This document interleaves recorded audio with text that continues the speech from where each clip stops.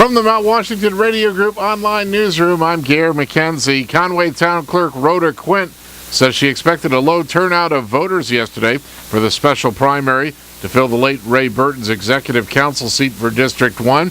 And in fact, there was a low turnout for the single-issue primary, with just 227 voters out of a total of just more than 6,600 registered in Conway, casting their votes at the Community Center in Center Conway. The Associated Press reports this morning that with about 60% of precincts reporting, unofficial results show Republican candidate and former state senator Joseph Kenney defeated his two-party rivals, Laconia businessman Christopher Boothby and retired congressional aide Mark Aldrich, who both conceded the contest to Kenney about 9 o'clock last night. The sole Democratic candidate, Michael J. Cryans of Hanover, who currently serves as the Grafton County Commissioner, has released a statement saying he won the Democratic nomination, so Cryans will face Kenney in the March 11th general election. There's no official confirmation yet of the voting results from the New Hampshire Secretary of State's office. The longtime finance director for the town of Conway is being praised by town officials as she nears her retirement next week.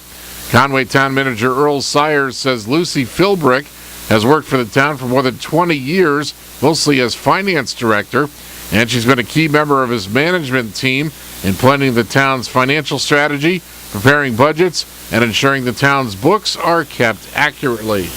A rock-solid performance. You can count on her being accurate, and any information that she gave you was going to be truth and a straight story. If I was in a public meeting and found myself lacking for information, I knew I could always count on her. If I were to look over to her and I was not giving the right information, she would give me a look that I knew meant ask her for the right information. So I always appreciated that as well. Sires says Philbrick's excellence was proved every year as an outside audit firm found the town's books to be in good order. He expects Conway Selectmen will formally recognize her for her years of service. She's due to retire at the end of the month.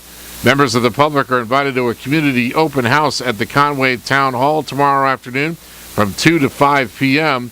to celebrate her career and retirement. In Maine news, the Democratic-controlled Senate has voted to override Republican Governor Paul LePage's veto of a bill trying to increase access to treatment for people to quit smoking. The Senate's 31-4 vote in favor of the bill yesterday follows the House override of the veto last week.